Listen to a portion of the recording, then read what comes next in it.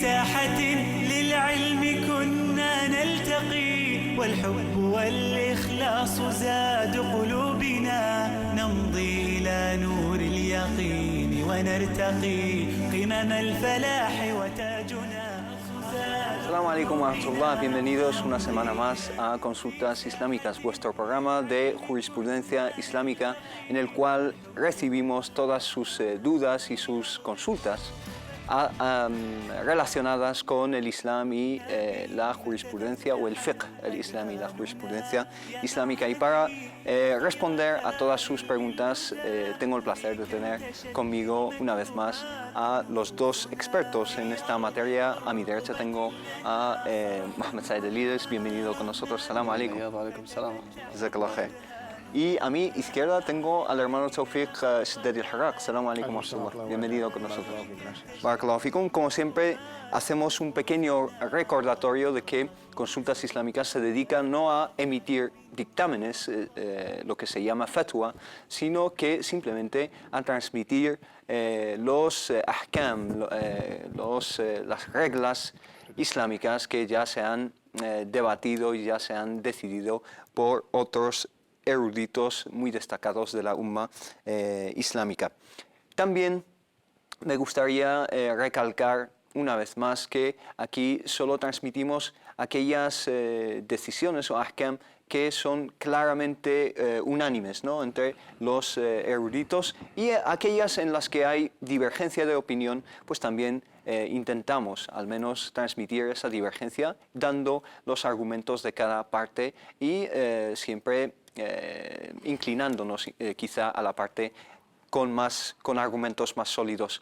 Nunca transmitimos ninguna posición, ninguna postura, ninguna decisión, ninguna opinión que no haya sido transmitida ya por eruditos bien conocidos y con mucho peso en el Islam.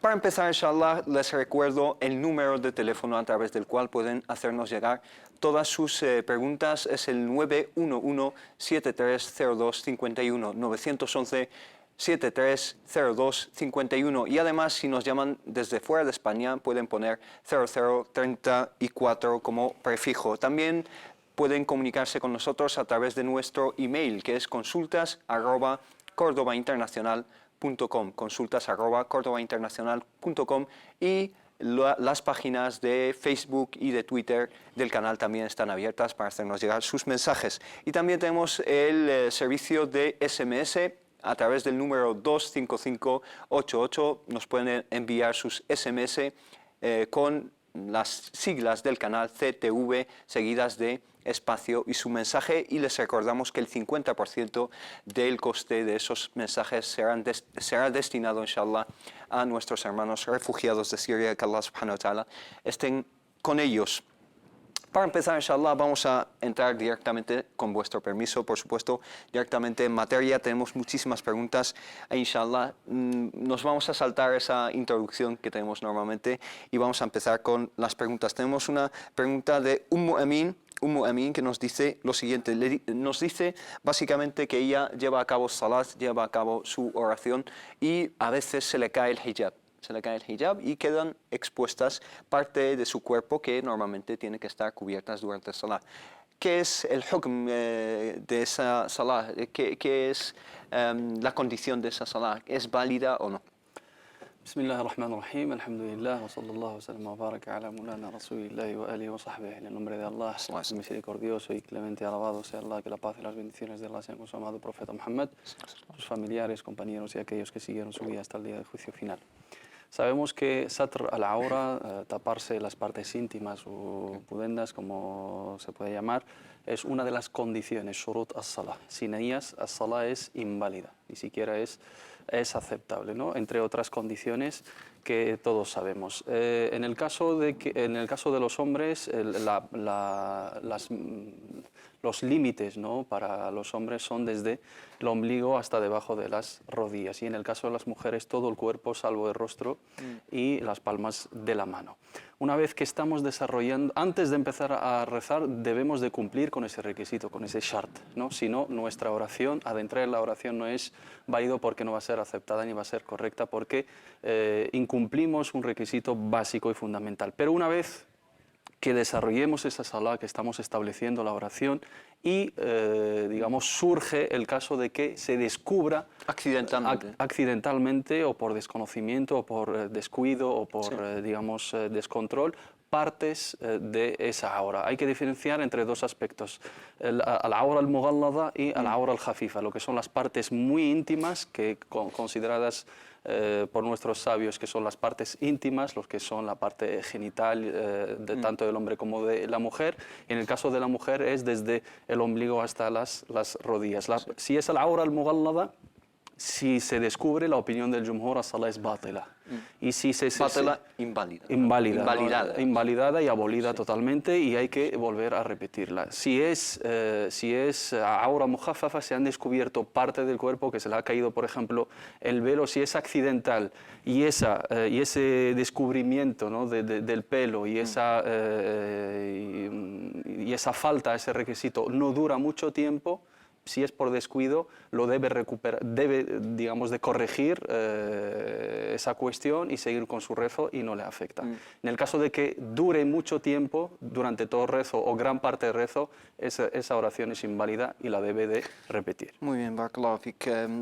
La segunda pregunta de la misma hermana gira en torno a lo siguiente. Dice, ¿qué dice el Islam acerca de ver series o películas en las cuales se ven representaciones, actores que intentan representar a los profetas y mensajeros de Allah subhanahu wa ta'ala? Hemos visto que han surgido muchas películas y series en las cuales pues, se representa la vida de Musa, Moisés, que la paz sea con él, Jesús, o Isa, que la paz sea con él, etc. ¿Qué dice el Islam de eso? Pues la opinión islámica en este aspecto está muy clara y ha sido pues consensuada por más de un congreso de los sabios. Un congreso que se ha realizado en 1985 y ha emitido una fatwa consensuada entre pues, los sabios representativos de los países islámicos, y esta fatwa se ha confirmado en otro congreso en 2010, que se prohíbe la representación de los profetas. Esto, pues, la fatwa está muy clara por respeto a los profetas y también por quizás algo más que la representación dramática. Este actor, si hoy pues, sale en un papel representando a un profeta de estos profetas sagrados y respetados por todos los musulmanes, mañana lo vamos a ver en otro papel. Esto pues degenera y no es el mensaje que debemos aprender de estos profetas. Por este motivo, pues los sabios se han explicado de una manera muy clara.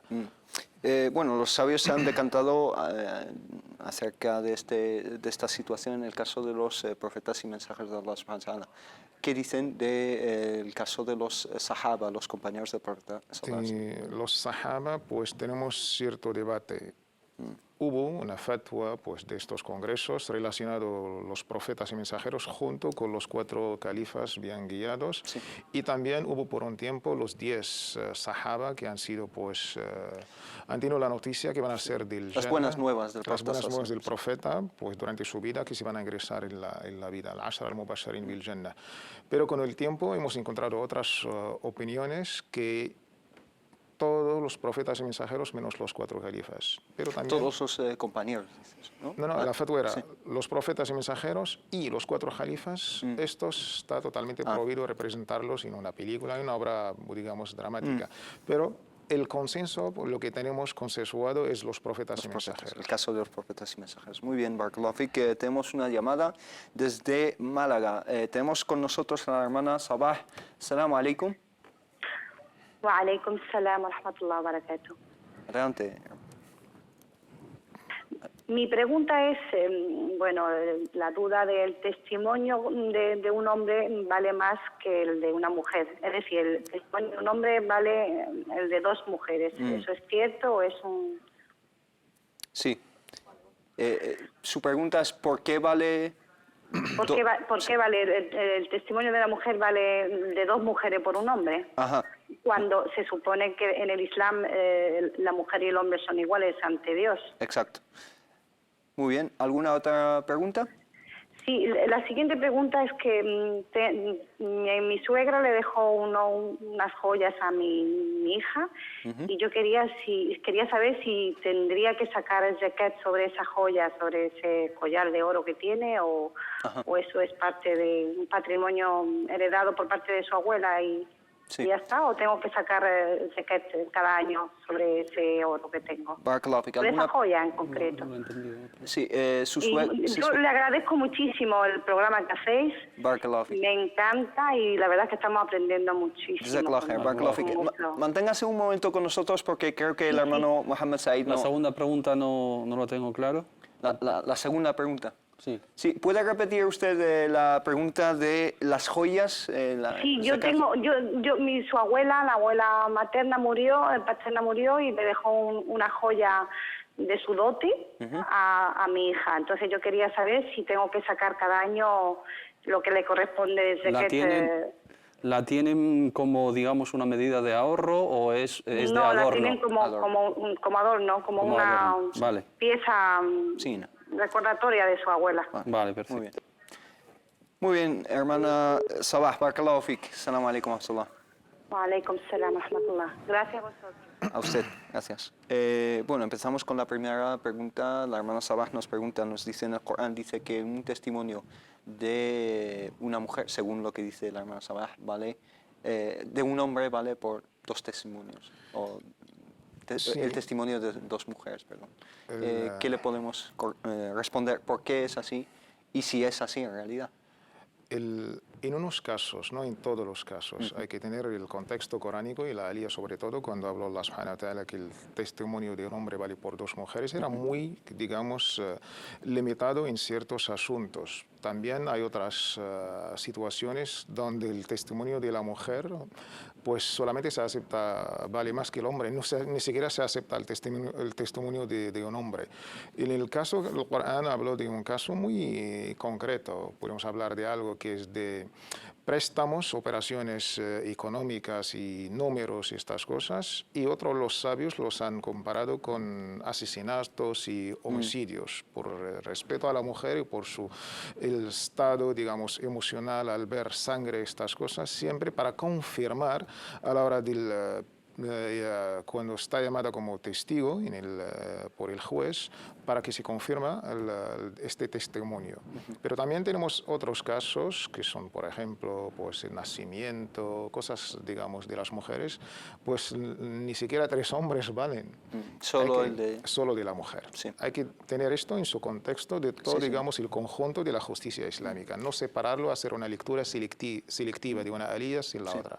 No obstante, el testimonio de la mujer vale lo mismo que un testimonio de un hombre en algunos contextos. Por supuesto que sí, incluso como bien ha mencionado el hermano Taufik, hay contextos en el cual solamente se aceptan los testimonios de las mujeres porque son las que conocen más esa realidad, sobre todo cuando se trata de temas íntimos y específicos de, digamos, del sector femenino, ¿no? Pero en el caso de los crímenes, digamos, asesinatos, violencia, etcétera, digamos, obtener el testimonio de una mujer en un estado emocional afectada, ahí necesitamos, siempre se tiene en cuenta, digamos, esa parte emocional de la mujer y esa parte afectiva y esa parte psicológica, ¿no? Al ser, digamos, de una naturaleza más sensible, más emocional, más emotiva, etcétera. Sí. Para esos casos tan severos, para esos casos que necesitan, digamos, una firmeza y una dureza, ¿no? Se recomienda que sea el testigo de 2 mujeres para que en el momento que una esté afectada o no esté del todo segura, esté otra compañera o otra hermana o otra mujer que haya asistido a ese acto para confirmar su testimonio. Además, solamente en ese caso, pero en los otros casos se acepta perfectamente el testimonio de una mujer. Barakallahu fik. Además, la aya que menciona... Se pide la ayuda de otra testigo para, en el caso de que la primera no esté del todo segura, confirme, sobre todo afectada por ese aspecto emocional. Sí, la propia aya o versículo del Corán menciona la finalidad de estas Pero cogerlo, medidas. y como ha dicho el hermano Exacto, Tawfiq, sacarlo. y extraerlo y sacarlo de su contexto, claramente es Barakallahu fik. injusto. Jazakallah khair. Tenemos una pregunta, no, la segunda pregunta de zakat, perdón. Sí, en lo que se sí. refiere al oro, digamos, a todas las joyas que son que se poseen, digamos, con la intención del adorno, de az-zina, no con la intención de tenerlos como un ahorro de dinero. La opinión del Jumhur, la opinión de la mayoría de nuestros sabios, consideran que ese tipo de joyas no hay que sacar el tributo del zakat sobre ellas porque se consideran como un adorno y no están consideradas como un fondo económico. En el caso de que personas compren oro, compren joyas para ahorrar dinero en ello, para que en el momento de que lo necesitan... Hay gente que compra diamantes, por efectivamente, ejemplo, o oro o joyas en sí como medida de ahorro, y en el momento de que lo necesitan lo van a vender o revender, etcétera, eso se considera un dinero ahorrado, un fondo económico del cual tienen que sacar el zakat. Pero las mujeres, el oro que tienen como adorno para las fiestas, para las celebraciones, aunque digamos, teniendo en cuenta la clase social, ¿no? Una mujer adinerada va a tener muchísimo más oro que una mujer de clase media o de clase baja, pero si ya supera la media de su clase económica, ya se considera para algunos sabios como un ahorro. Pero la regla general, zina, ¿no? Lo que se denomina las joyas y el oro o cualquier metal, digamos, para el adorno, no hay que sacar zakat sobre ello. Jazakallah khair. Tenemos una pregunta que nos llega por SMS. Nos dice un hermano que dirige esta pregunta al hermano Tawfiq. Dice, ya que los ayunantes, el profeta sallallahu habla de que la gente que ayuna, sa'imun, los ayunantes tendrán una entrada al paraíso por una puerta que es Bab Ar-Rayyan, ¿no? La puerta de Ar-Rayyan. Pero si una persona tiene la misma recompensa que una persona que ha ayunado, etc., ¿entrará por esa misma puerta o no? Esa es la pregunta que nos envía. No he entendido bien la pregunta. O sea, si una persona tiene la misma recompensa que los ayunantes, que es Sa'imun, ¿también les acompañará por esa misma puerta o no? La puerta de Rayyan es, digamos, tomar agua, de Ray. Pues toda la gente que han ayunado pues serán recompensados por ingresar al paraíso por esta puerta. Todo el mundo que ha ayunado, el otro y todo el mundo que han ayunado. Muy bien, entonces la gente que ha ayunado, de todas formas los musulmanes, ¿no? Todos los musulmanes ayunamos. Por eso. La virtud del ayuno es tan noble e importante que va a ser recompensada por, digamos, este portal de Ar-Rayyan. Van a entrar hasta que ya pues, se llena el paraíso. Tenemos con nosotros al hermano Ridwan desde Madrid. Assalamu alaikum wa rahmatullah. Assalamu alaikum. Adelante, Aji. Salam alaikum. Alaikum salam. Bueno, yo me pregunto para Mohamed Said. Adelante. Bueno, si por ejemplo el día de imparto, ¿De? Un parto. si entiende el día de imparto cuando entiende un hombre la mujer musulmana, si es haram o halal. Barakallahu fik. En el momento del parto que esté presente un, digamos, un médico. El ¿no? médico. Hombre. Sí. Sí, médico. Cuando el día de imparto, por ejemplo, tú no sabías, cuando venía un hombre a entender tu mujer, si es halal o haram. Vale. Barakallahu fik. Y otra pregunta también. Sí. Otra pregunta, tengo trabajo, a donde trabajo. Entonces tengo ahí muchos problemas porque no les gusta mucho los musulmanes y siempre están atrás de mí. Entonces, ¿qué puedo hacer? ¿Si dejar ese trabajo o porque tengo que aguantar? Porque tengo 2 hijos. Vale. ¿Pero en qué trabajas? ¿Es un trabajo La pregunta lícito? para Mohamed Said, por favor. ¿El trabajo es Porque yo lícito? antes hace 5 años trabajando. Pero es un trabajo lícito, ¿no? De base. Es una hostelería. ¿Una? Es hostelería. Ah, Hostelería. hostelería. Vale. Pues mucho tiempo llevo aguantando y muchos problemas y Sí. mucha gente trabaja de otros países. No hay ningún problema, pero con los musulmanes hay muchos problemas. Vale. Muy bien. Siempre tiene que verte como clavo. Siempre. Barakallahu fik. Entonces, oirá la respuesta, inshallah, del hermano Mohammed Said. Barakallahu fik. Salam alaikum wa rahmatullah. Muy bien, la primera pregunta ha quedado clara, ¿no? Sí, en si el puede caso- atender un médico varón a una mujer musulmana en el Si parto. tiene la opción y tiene esa opción y tiene el derecho de elegir, digamos, una matrona mujer o una ginecóloga mujer en el caso, pero cuando se dan situaciones de urgencias y la mujer embarazada con su marido acuden a las urgencias para que les atendieran, tienen que aceptar, ¿no? La persona que está al servicio en ese momento, siendo una urgencia, siendo una cosa tan importante y tan necesaria. No hay ningún, inshallah ta'ala, ningún inconveniente jurídico en ese aspecto, pero en el caso de que él pueda elegir y dejarlo, digamos, preestablecido, que no se da el caso muchas veces, debe de elegir una mujer. Bueno, existe esa opción, ¿no? De Sí. patentarlo, dejarlo incluso por escrito antes del parto. Si luego surge alguna urgencia, Si es una etcétera, pues, necesidad sí. extrema, porque ahí está en juego la vida de la madre y la vida del hijo, Exacto. pues prima, digamos, la atención médica, independientemente Y si el es de la bienestar. y el bienestar de los dos, independientemente de si es de la mano de un hombre o una mujer. Barakallahu fik. La segunda pregunta dice que él trabaja en un ambiente donde se ve incluso acosado por su condición de musulmán, le molestan, etc. ¿Debería abandonar ese trabajo o qué hacer? Yo lo en que he este? entendido que incluso es un lugar, digamos, de hostelería, ¿no? Es un trabajo de hostelería que seguramente, digamos, tendrá aspectos que son ilícitos para los musulmanes. Siempre lo hemos comentado aquí en los casos de extrema necesidad y de que la persona no tenga otra alternativa, se le permite temporalmente hasta que encuentre otra salida. Pero si el hermano siente un acoso, no está cómodamente trabajando y sufre, digamos, problemas todos los días y encima es un trabajo ilícito, pues tiene todos los factores que le tienen que llevar a cambiar de trabajo.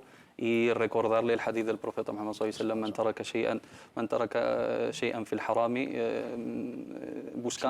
quien abandona algo en el haram buscando la complacencia de Allah, Allah subhanahu wa ta'ala, se lo hará, inshallah ta'ala, compensar con algo en el halal bi'idhnillahi ta'ala. Que pida a Allah, si no tiene otra salida y está en una necesidad extrema económicamente, pues que siga en ello. Barakallahu fik. Tenemos unas llamadas de Sevilla. Tenemos con nosotros a la hermana Shumisha. Salam alaikum wa rahmatullah. Assalamu alaikum wa Alaikum salam wa rahmatullah. rahmatullah. Adelante. Pues mire, Sí. para preguntar si es halal hacerse una in vitro, una inseminación in vitro. Sí. Inseminación in vitro. Sí, Si es halal o es haram, ¿no? sí, sí. Vamos.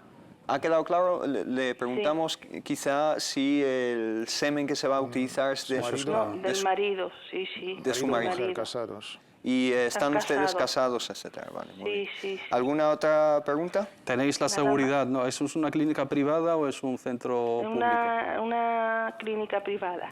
¿Tenéis la seguridad de que se va a tener en cuenta, digamos, Sí, sí, que está sea con vuestro? ella el marido y todo, Vale, sí. vamos. Muy bien. ¿Alguna otra duda que tenga? ¿Eh? ¿Alguna otra pregunta? No, nada más. Barakallahu fik. Salam alaikum wa rahmatullah. Alaikum salam wa rahmatullah. Bueno, hermano Taufik, te planteo esta pregunta. La inseminación in vitro, si es halal o es haram, teniendo en cuenta que estas condiciones sí se cumplen.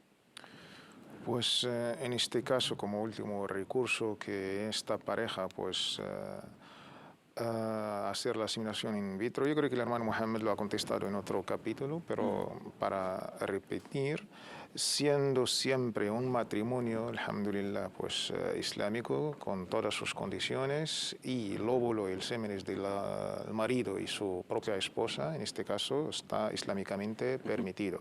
Siempre pues subrayando, pues hay que hacer, aparte de la parte técnica y médica, hay que estar siempre pues llevando el control con esta clínica, porque sabemos que los médicos pues cogen más de una prueba, y con este semen o estos óvulos hay que tener, aparte de firmar los contratos, estas cosas, hay que tener la seguridad y la certeza que no se va a utilizar o emplear en otros, digamos, asuntos que islámicamente podemos tener ciertos problemas. Barakallahu fik.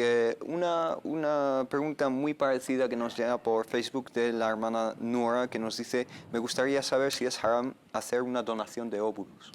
Pues sí, es haram. Donación de óvulos y semen es haram islámicamente. Barakallahu fik.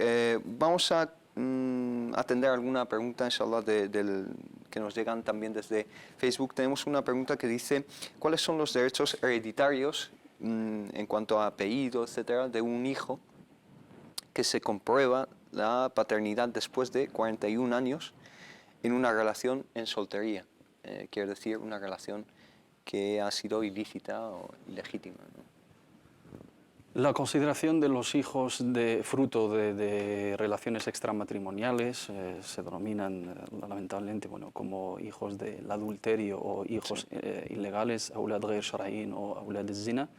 La opinión del Jumhur basado sobre hadith del profeta Muhammad sallallahu alaihi wasallam que ese hijo no tiene el derecho de llevar el apellido de su padre, ni heredar, ni que sea heredado por él. Llevaría el nombre y llevaría el apellido de la familia de la madre, heredaría la madre y heredarían de él pues los hermanos de la madre, pero él no tiene una relación de parentesco jurídica aceptada por parte de su padre.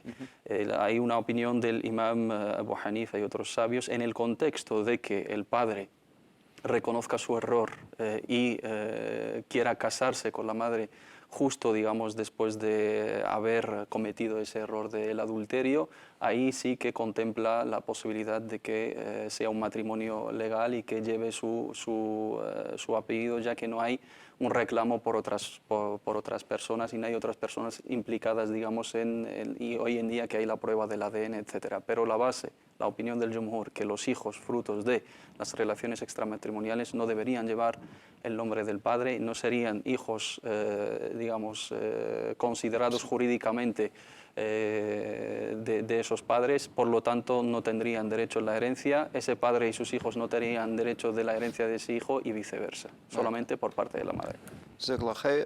Tenemos una pregunta también de la hermana Nasera desde Cataluña que nos dice resumidamente, ¿no? Porque el email es un poco largo, nos dice que su familia tuvieron una discusión muy fuerte con insultos, con acusaciones, etcétera, con su tío, ¿no? Con su tío, y después de esa discusión se rompieron quizá los lazos familiares con su tío, los lazos que les unían, y ahora ni siquiera se saludan, ni siquiera se dirigen la palabra tanto ella a su tío como su padre a su propio hermano, su tío en este caso. ¿Qué le podemos aconsejar? ¿Cómo pueden salir de esta situación? Yo creo que en este caso a la hermana, teniendo a su tío en esta relación tan complicada, primero que optan por el diálogo y solucionar lo que tienen quizás un poco malentendido, o incluso buscar gente como intermediaria, a ver si pueden un poco hacer el papel de intermediar entre los dos y solucionar estos temas pendientes. ¿Por qué? Porque hay que tener en cuenta dos cosas. Una que es Silatur Rahim, que es estos lazos de parentesco que siempre Allah subhanahu wa ta'ala, y más de una ley, Surat Nisa, y el profeta Muhammad, más de un hadith, nos ha recomendado el buen trato y así mantener estos lazos del parentesco. Y también el estatuto del tío en Islam. Tu tío tiene, pues, incluso en más de un hadith del profeta Muhammad sallallahu alaihi wasallam, se considera como un padre.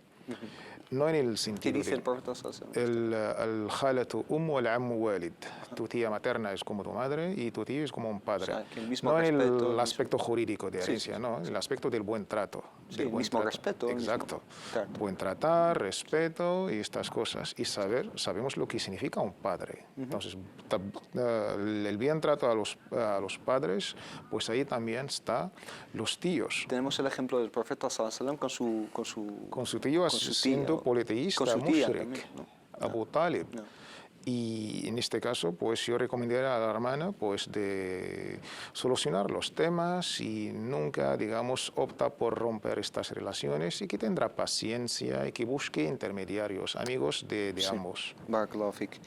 Pues nada, diálogo y inshallah quien tome ese primer paso de iniciar el diálogo, iniciar la reconciliación, inshallah tendrá una gran recompensa ante Allah subhanahu wa ta'ala. Tenemos una pregunta más.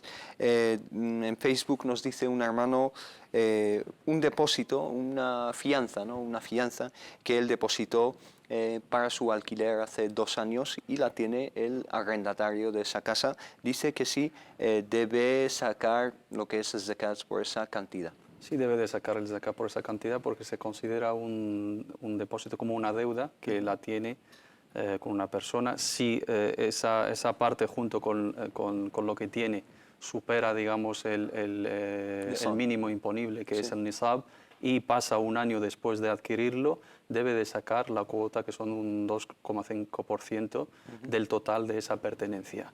Es un dinero que tiene como un ahorro, como un fondo ahorrado, como una deuda fiada a una persona y que la puede recuperar perfectamente. En ese caso se considera en su pertenencia, debe sumarlo a toda la cantidad de dinero que tiene y sacar el 2,5%. Barakallahu fik, que has dicho que hay un mínimo imponible.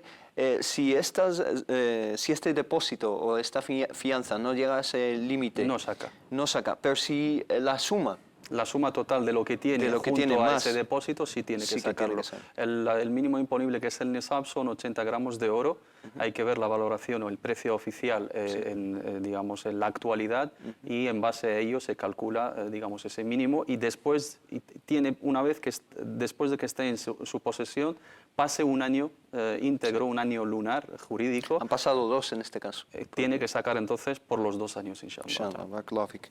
La segunda pregunta del mismo hermano es acerca de las mascotas, de nuevo. Él dice que mi última pregunta es ¿qué dice el Islam en cuanto a convivir con mascotas y en concreto con perros? También me gustaría saber si la saliva del perro anula, digamos, el estado de pureza del ser humano. ¿Qué le decimos? El tema de la mascota, pienso que el hermano Mohamed lo ha contestado en otro capítulo. A ver se ha planteado este mismo tema en un capítulo anterior, pero una pregunta, como digamos, principios básicos breve. para los hermanos, el perro islámicamente está permitido por una razón lógica. El Islam no tiene nada contra los perros, al contrario, son animales que Allah ha creado, pero por una razón como tiene, digamos, el perro como pastor para las ovejas, o tiene el perro para la casa, o tiene el perro para la vigilancia. En este caso, pues el Islam permite tener los perros. Y teniendo también el contexto urbanístico, estamos viviendo en la ciudad, un bloque de pisos, estamos viviendo en las zonas rurales, digamos, casas grandes. Por estas buenas razones lógicas dentro de lo que es el conjunto de una sociedad, el Islam permite. Fuera de estos, el Islam prohíbe tener perros solamente por el mero de una cultura de consumo. En vez de tener hijos, ahora vamos a tener perros y estas cosas. Y creo que hay una cultura que se ha emanado por la sociedad y también por emitir ciertas pautas de vivir. Los musulmanes tenemos que tener nuestra propia personalidad en este caso. ¿Algo que añadir en este? En la misma línea, hay hadices auténticos y claros y directos de nuestro amado profeta Muhammad sallallahu alaihi wa sallam: "Man iqtana kalban illa kalba saydin aw mashiyan naqasa min amalihi kullu yawmin qirat". Quien haya adquirido un perro, si no es por la razón de la caza o la guardia o el pastoreo, pues no disminuiría, digamos, de su recompensa de sus obras, ¿no? De sus obras diariamente, digamos, un qirat. Y una parte considerable. Y también nos dice el profeta Muhammad sallallahu alaihi wasallam: "Al-baytu alladhi fihi al-malaikatu la tadkhulu baytan fihi kalbun aw suratu tamathil". Los ángeles de la misericordia no entran a la casa donde están las estatuas y están los perros. Sí, bueno, la misma pregunta nos llega también desde Chile. Un hermano que se llama Yusuf nos dice que él tiene una mascota en la misma situación desde hace 6 años, incluso antes de hacerse musulmán en este caso. Pues ahora tiene que valorar estos aspectos y alhamdulillah tiene otras alternativas. Lo puede llevar a una protectora de animales, lo puede regalar a otras personas que no representa un problema para ellos. El tema de la saliva, hay divergencia de opiniones porque es una cuestión jurídica. La opinión del Jumhur, el Ahnaf, el Shafi'i y el Hanabila consideran que es impura la saliva, e incluso algunos consideran que el cuerpo del perro es impuro, y el Malikiya, que es la opinión que apoyo yo en nuestro contexto, se considera pura, inshallah ta'ala. Pero el tema de tenerlo como mascota o de meterlo en la casa o de tenerlo sin ninguna necesidad, eso es otro aspecto, es haram totalmente. Salvo si la casa que tienes grande, tipo jardín. Sí, que esté fuera. Sí, que tenga un jardín un espacio abierto donde pueda tener su mascota, ¿no? Bueno, les recuerdo el número de teléfono del programa, que es el siguiente, o el que tienen aquí mismo, que es el 911 73 02 51, 911 73 02 51, y la pregunta no debería ser acerca de las mascotas en este caso, porque ya lo hemos tratado bastante, inshallah. Tenemos otra pregunta, te la planteo a ti, hermano Tawfiq, que es acerca de el seguro de hogar. El seguro de hogar, si es lícito o no.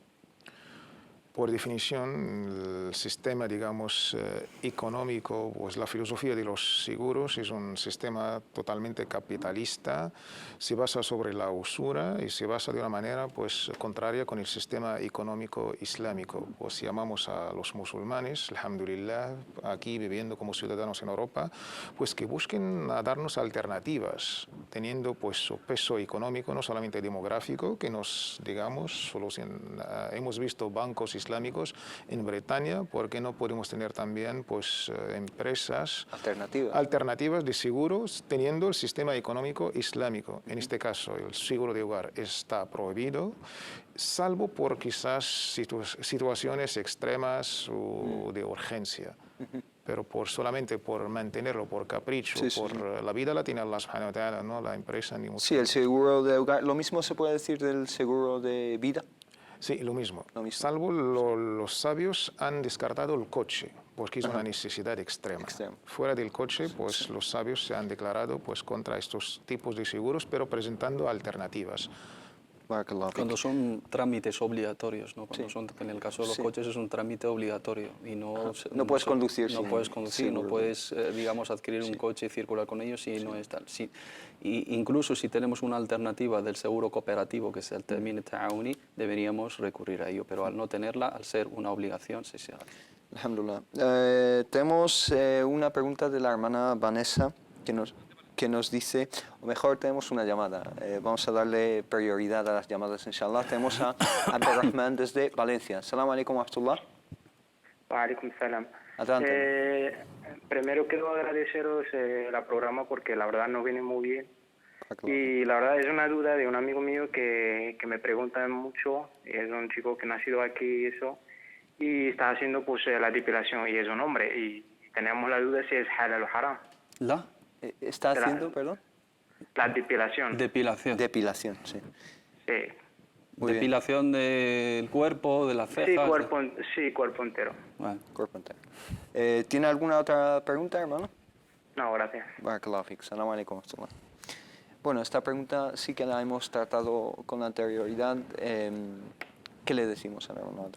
El vello corporal lo hemos aclarado anteriormente, digamos, hay diferentes tipos de vello corporal y diferentes consideraciones para cada uno, ¿no? Tenemos lo que es el vello facial, la barba, ¿no? Y el bigote para el hombre, donde hay textos, las cejas para hombre y mujer, donde hay textos, y luego tenemos el vello corporal, donde no tenemos ningún texto ni que prohíbe, ni que permite, ni que regule. Entonces, eso se queda para la valoración del hábito social. Normalmente, los contextos árabes o islámicos no está bien visto que un hombre se depile, salvo que sea por una necesidad o por, digamos, algo que le incomoda o algo que le genere. Bueno, personas que tienen mucho vello, que transpire mucho, que, digamos, a causa de roce de ese vello le provoque alguna irritación, etcétera. Pero como norma no se debería llevar a cabo. Pero no existe un texto jurídico que establece una norma. Es un aspecto que denominamos al-maskutu an, donde no hay claramente un argumento, lo dejamos a la valoración del hermano, que él vea lo adecuado en el caso social, ¿no? de su situación. Esta situación se ha dado bastante en este programa, pero tienen que hacer sus deberes, inshallah, los telespectadores y ver los programas anteriores. Es un tema básico, ¿no? Que seriamente no hay ningún texto jurídico en el aspecto del vello de las piernas, las espaldas, el pecho, pero sí que tenemos lo que denominamos nosotros en el fiqh al-urf, ¿no? La costumbre, lo que es aceptado socialmente y popularmente, que lo considera. Si en el contexto español eso no se considera, digamos, o occidental en general no se considera, digamos, desaconsejable para los hombres, pues que lo valoren. Es una situación personal. Sí, otra pregunta que se ha planteado muchísimo también, que nos llega por SMS y nos llega también desde Ceuta. La última vez que se planteó fue de la misma ciudad. Se nota que hay mucho militar también en esa ciudad. Nos dice si es lícito o no que un musulmán milite en un ejército de un país no musulmán. Pues aconsejaría al hermano o a la hermana pues que en otro capítulo el hermano Mohamed Said lo ha detallado bastante bien el tema. Nosotros somos ciudadanos musulmanes viviendo en un país nuestro que es España, pues por lo que implica la ciudadanía hemos firmado un pacto con esta sociedad. Llámalo residencia, llámalo nacionalidad, y el contrato pues está estipulado pues respetar las leyes. Y una de las leyes obvias, que es defender tu propio país, en este caso por ciudadanía y por pacto y por defender tu propio país, y amamos a este país, pues algo tan noble que es pues afiliarse al ejército. También es un trabajo tan digno como los demás. Pues islámicamente hablando, pues no hay ningún problema, teniendo contextos de José, profeta de Allah, la paz de Allah sigue sobre él, trabajó en el gobierno de un faraón, teniendo el contexto también de los nobles compañeros donde han emigrado a Abisinia y estuvieron ahí bajo el mandato de Negus. Tenemos al teléfono a la hermana Fatiha desde Zaragoza. Assalamu alaikum wa rahmatullah. Hola, buenas tardes. Assalamu alaikum wa rahmatullahi wa barakatuh. Mira, por favor, tengo dos preguntas sobre Zakat. Mira, la primera que ya hablé contigo la otra vez es que llevando casi 10 años nunca saqué Zakat. Y cuando me aconsejaron que tengo que sacarla. Entonces, la cuenta que he hecho yo ahora no me queda más dinero de Zakat. Solo queda para sacarlo. El dinero mío no me queda, solo queda para sacar zakat, la cuenta que he hecho. Y quiero saber, este dinero de zakat, ¿puedo ofrecerlo a mis hijas que están un poquito mal, están sin marido, tienen hijos y todo? ¿Si puedo ofrecerles a ellos o no? ¿Tiene alguna otra pregunta. El caso es que tengo, mi hermano está en Marruecos y no está trabajando ni nada, y vive con mi madre. Entonces, si puedo también ofrecerle con este dinero le zakat o no, te agradecería. Muchísimas gracias. A usted, salam alaikum. Bueno, esta hermana nos llamó la última vez diciendo que llevaba 10 años sin sacar zakat y le hemos dicho que debería sacar por cada año que haya faltado a este pilar del Islam. Lo recalco, es un pilar del Islam. Claro que sí. Entonces, le hemos dicho que también lo puede sacar en plazos. Sí, lo puede fraccionar.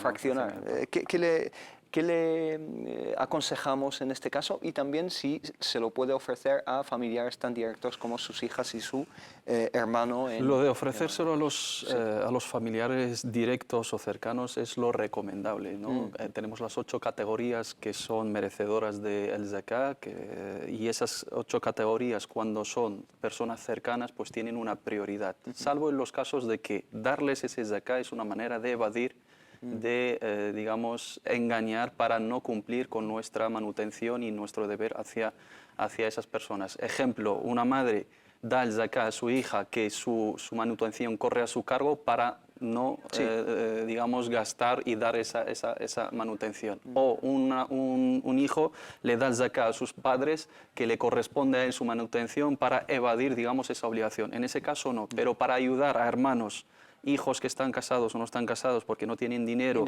independientes, hermanos de sangre, etcétera, es lo recomendable. Al-Muqarrabuna aula, las personas allegadas, las personas cercanas son prioritarias a la hora de hacer cualquier obra de bien, tanto a la hora de aconsejar como de preocuparse, como de dar y proporcionar ayuda. Damos por hecho, partiendo desde la pregunta de la hermana Fatiha, que sus hijas ya son financieramente o económicamente independientes de su cargo, ¿no? Porque ella dice que sus hijas están un poco mal económicamente, entonces se los puede dar perfectamente. Y el tema del pago, para que no, si por ejemplo el pagar ahora el zakat, la actualidad, digamos, de golpe gasta toda la riqueza que tiene hoy en día, lo puede fraccionar sin ningún tipo de problema.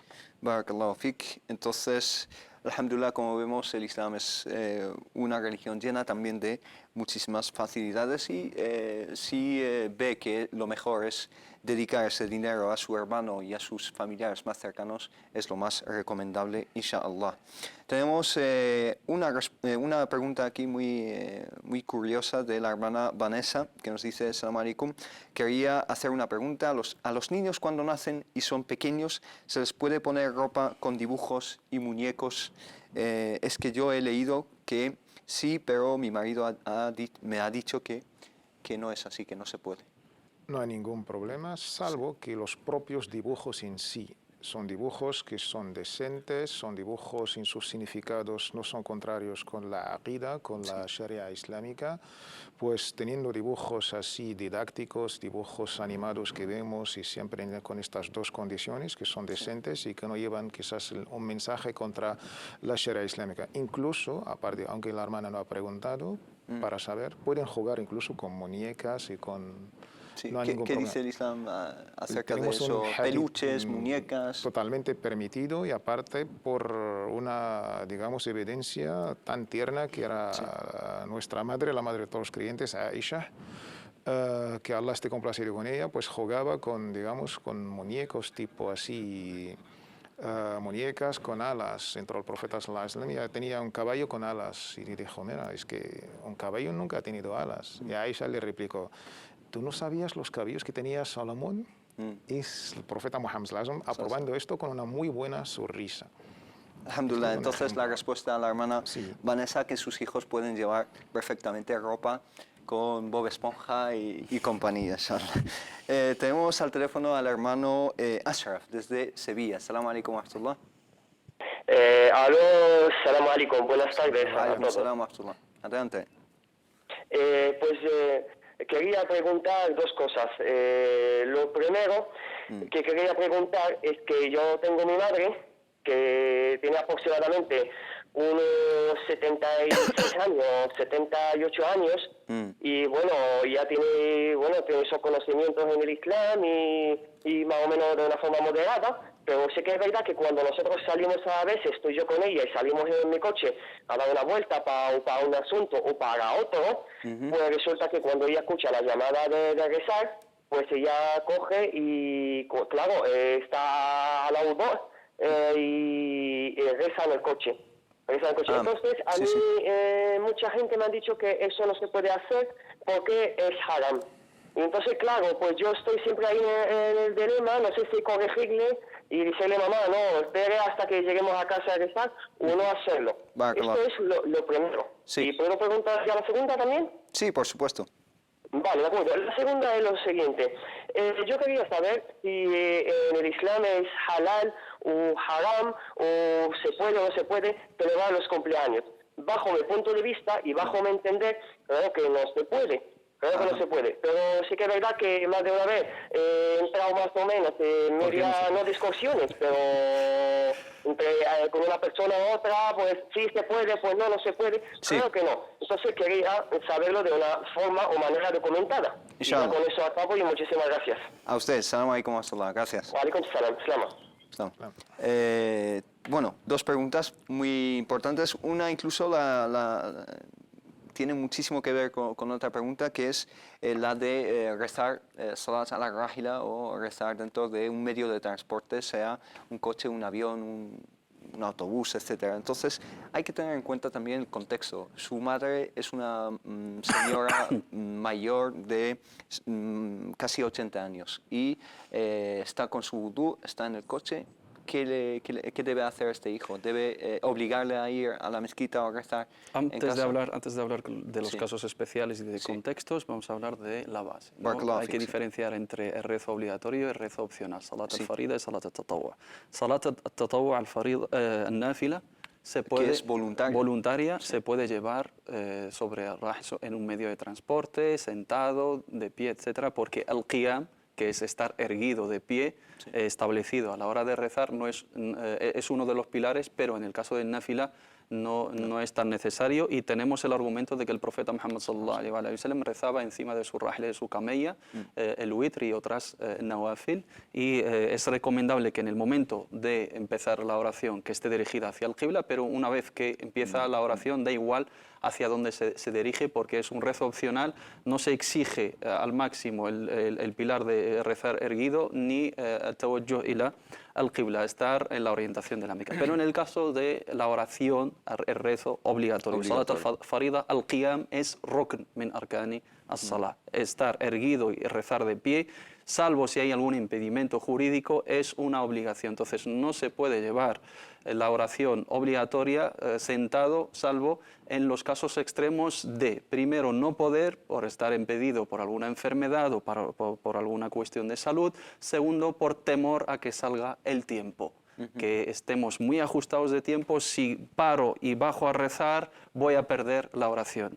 Otra cosa que tienen que tener claro los hermanos, el tiempo de la oración tiene un inicio y tiene un final. Una vez que llega el momento de la llamada de la oración del adán, no significa que debemos de rezar en ese momento, sino tenemos un margen de tiempo entre la llamada de la oración hasta la llegada del tiempo del siguiente rezo. Generalmente hablando. Generalmente hablando, porque la hermana, si sale a hacer alguna compra, alguna gestión y coincide la llamada de la oración, si va a volver a su casa antes de que llegue el siguiente horario de la oración siguiente, puede rezar en casa perfectamente. Y luego, aunque salga afuera y haga alguna gestión, si pueden parar y rezar en algún sitio tranquilamente, cumpliendo con los requisitos de salah, dirigiéndose hacia la qibla, estando erguidos, lo tienen que hacer. Los hermanos no tienen que acudir directamente a rezar en los medios de transporte teniendo otras alternativas. Pero en los casos extremos, donde no se puede bajar porque no hay un lugar habilitado, donde no está lloviendo, digamos, a cántaros, por temor a que salga el tiempo o porque no podemos hacerlo por algún impedimento de salud, ahí sí se puede llevar a cabo. Este error es muy común en los viajes, los autocares, la gente que baja a Marruecos, por ejemplo. Yo he visto que todos rezan sentados en el autocar. Y el autocar para cada 2-3 horas. Todo el mundo baja a tomar cafés y estas cosas, y ahí se pueden rezar, incluso pueden juntar los rezos. Además, si se esperan hasta bajarse en esos lugares digamos, de parada, ¿no? Incluso pueden hacer el salat de forma... Hacer el jama, jama'a, es decir, colectiva, en grupo, ¿no? En grupo. La segunda pregunta, que es acerca de los cumpleaños, dice que él se inclina, incluso no lo ha dicho expresamente, pero se nota que se inclina quizá a que es haram celebrar un cumpleaños, pero ¿qué le decimos? ¿Es realmente haram o no? Pues pregunta y contesta, ¿no? Sí, pregunta es para... Pues el tema del cumpleaños siempre hay dos extremos a la hora de tratarla. Se han hecho lecturas, la verdad, con prejuicios por ambas partes. Algo que es la reunión. Musulmanes se van a reunir para comer algo, para celebrar algo. Esto islámicamente está totalmente permitido. Entonces, llamarle comida, llamarle aqiqa, llamarle boda, llamarle cena, llamarle cumpleaños, ¿cuál es la diferencia? Por el otro extremo, no, es que imitamos al no musulmán. Porque algo que se celebra por otras culturas dentro de lo social, no estamos imitando algo que entra en lo religioso, sobre todo la aqida y la ibada. El Islam siempre quizás es muy duro y pone una énfasis en dos campos tan, digamos, importantes, que es las creencias y los actos de culto. Fuera de esto entra en lo social, y la base general de nuestros sabios es el aslu fil adat al ibaha. La base como principio en tema de debatir o saber el veredicto sobre temas sociológicos, costumbres, es halal, permitido, hasta que se demuestra lo contrario. En este caso, teniendo esta lectura, esta opinión, celebrando una fiesta de cumpleaños de mi hijo, de mi madre, de quien sea, y lo halal, una comida, invitar a los amigos, a los familiares, sin alcohol, sin no sé qué, pues yo opto por la opinión de nuestros sabios, que la ven como algo social, no creencia, no ibada y permitido. Barakallahu fik. Hermano Mohamed Said, ¿algo que añadir en este contexto, sobre esta pregunta? Con brevedad, Sí, lo primero no, es una cuestión educativa y un consejo para el hermano. Sí. ¿No? A la hora de afirmar tajantemente que es prohibido sin tener el argumento, eso es totalmente erróneo. Antes de pronunciar los juicios debemos de tener los argumentos, y si estamos dudando no debemos de pronunciarnos ni a favor ni en contra. Eso es una cuestión pedagógica muy importante. Antes de decir, no, yo creo que es haram y defiendo que es haram, primero tienes que tener el argumento, sea por esta cuestión, sea por otra. Eso es una cuestión pedagógica y educativa, tratándose de cuestiones jurídicas, eso es muy importante. Y luego el aspecto de la celebración, en el contexto social, como una celebración social, desde luego no pasaría absolutamente nada, sobre todo en el contexto de los niños, celebrando un don que es Allah subhanahu wa ta'ala nos dio la vida, por eso celebramos la aqiqa, que es una cuestión de jurídica incluso y religiosa, celebrando el ni'ma de que Allah subhanahu wa ta'ala nos haya dado un hijo, y recordar cada año en su fecha esa ni'ma, ¿no? esa dádiva, en un contexto social, teniendo en cuenta que no sale del margen permitido, sí, no hay ningún problema. Barakallahu fik. Tenemos una llamada desde Sevilla, tenemos a la hermana Sara con nosotros. Assalamu alaikum. Assalamu rahmatullah. Alaikum salam. Mira, yo me pregunta, sí, y yo estoy casada con español.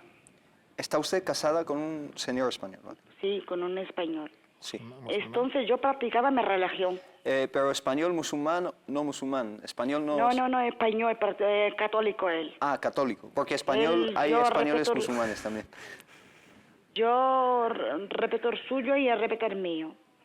Sí. Pero el problema que tengo ahora, sí, que cuando me voy a mi país, a Marruecos, me dicen que me voy al infierno, que no sé qué, no sé cuánto, que no practique ninguna religión, que es mejor que no practique nada.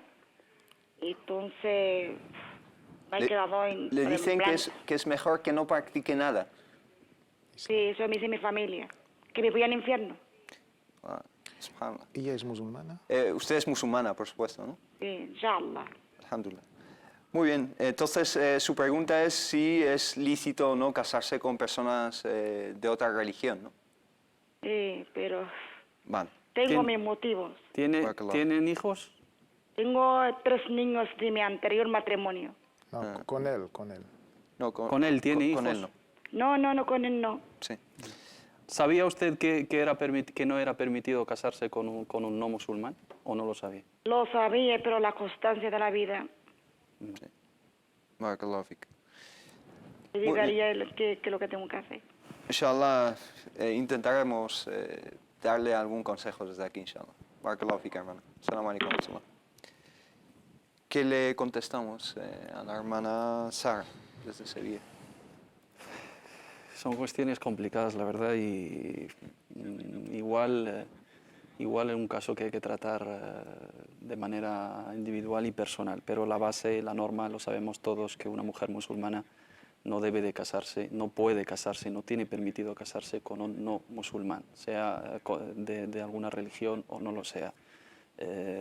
Por el simple hecho de que el Islam vela por la protección de la fe de esa mujer y la fe de sus hijos, y no tenemos la garantía a la hora de que una mujer se case con un no musulmán de que va a respetar su religión, va a proteger su fe, va a proteger su voluntad de inculcarle los valores del Islam y la fe islámica a sus hijos, y luego con lo que implica eso a la hora de compartir los valores y compartir lo lícito y lo ilícito en una relación matrimonial. Es un matrimonio no aceptado islámicamente, pero cada caso es un mundo, sí, y la base es esta, pero luego hay que tratar individualmente cada situación. Sí, es que nosotros ya hemos señalado alguna vez por aquí que nosotros no podemos decidir en situaciones de matrimonio, divorcio. Sí, transmitimos aquí los juicios. Exacto. Y que luego los hermanos valoren cada uno por su parte la opinión más acorde a su situación. ¿Algo que añadir en este contexto? No, la base hay que recordarla. En este caso la familia tiene toda la certeza. Islámicamente es haram, está prohibido. No, pero no tienen la certeza al decir que va al infierno. Eso está en manos de Allah subhanahu wa ta'ala. Mucho menos de dejar de practicar. Por supuesto, o sea, la certeza entre paréntesis, porque se han excedido un poco. Como principio, aparte de tener este principio clarísimo, no justificamos. Yo creo que a veces queremos justificar para un poco, y si empezamos a justificar, pensar qué nos queda del Islam y qué respuesta hemos preparado para Allah subhanahu wa ta'ala el día que estaremos en la tumba. La hermana que piense y que recapacite, y como ha dicho la hermana Mohammed, es un caso especial, tendrá, digamos, un caso, pero no para justificar. Lo que es islámico hasta el día del juicio final. No. Bueno, Allah subhanahu wa ta'ala dice que también tenemos hadices del Profeta sallallahu alaihi wasallam que estipulan que una mujer musulmana no se puede casar con personas de otras religiones. No obstante, la hermana que sopese su situación, ella dice que tiene una situación muy difícil, pero está claro lo que dice Allah subhanahu wa ta'ala y lo que dice el Profeta sallallahu alaihi wasallam, y eso es lo que le podemos aconsejar desde aquí, ¿no? Tenemos una pregunta por SMS y con eso concluimos, inshallah, porque nos quedamos sin tiempo. Dice una hermana, su hermana está prometida a un hermano, a un señor, y nos pregunta si se pueden ver los prometidos en presencia de otra persona, en presencia de una tercera persona. Están en hitba, en situación de hitba, si se pueden ver y hablar, etcétera, en la presencia de otra persona. Si esa persona tiene que ser mahram o no. El concepto de prometido en el Islam no implica ninguna digamos, no tiene ninguna implicación jurídica, ¿no? Es una promesa. No cambia nada. No cambia nada. Siguen siendo dos personas extrañas, pueden llegar a, digamos, a contraer ese matrimonio y puede que no. Entonces, el encuentro debe de ser muy limitado, siempre en presencia de un mahram. Un mahram tiene que ser una persona que no, un hombre, ¿no? Un hermano, un padre, un tío, etcétera, por parte de la mujer, y siempre tiene que ser en público y limitar al máximo ese tipo de encuentros. Si ya están prometidos y están hechos el uno para el otro y hay una aceptación familiar, que den el paso, que firmen el acta matrimonial y luego que se vean todo lo que quieran. Y desde aquí, pues desearles, inshallah, todo el tawfiq y toda la felicidad del mundo, inshallah. Hemos llegado al final de nuestros 60 minutos de consultas islámicas. No nos queda más que darles las gracias a nuestros dos expertos en materia de fiqh, a nuestro hermano Mohammed Said Elides, barakallahu fik, muchísimas gracias por todo, y al hermano Tawfiq Said al-Harrak, barakallahu fik, muchísimas gracias por tus explicaciones, y a ustedes muchísimas gracias por habernos seguido, muchísimas gracias por sus mensajes, por sus llamadas y por seguirnos cada semana. Nos vemos inshallah el lunes que viene a las 5:30, así que pasen un buen fin de semana y que Allah subhanahu wa ta'ala les bendiga y les guarde. Assalamu alaikum wa rahmatullahi ta'ala wa barakatuh.